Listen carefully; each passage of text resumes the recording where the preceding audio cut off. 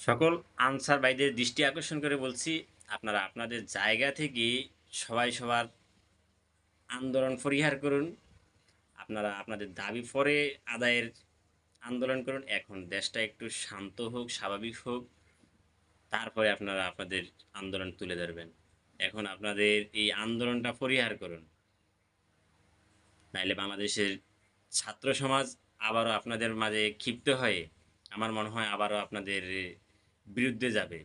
আপনারা সেই কাজটা না করার চেষ্টাই করবেন। আপনারা আপনাদের জায়গা থেকে সরে দাঁড়ান। আপনাদের সকল দাবি মেনে নেওয়া হবে। আস্তে আস্তে যদি যৌক্তিক দাবি হয় আপনাদের, সেটা মেনে নেওয়া হবে। এত বছর আপনারা 6 মাসের বেতন পেয়েছেন, 6 মাস পান নাই, আপনাদের চাকরি জাতীয়করণ করা হয় নাই। এত বছর কি করেছিলেন আপনারা?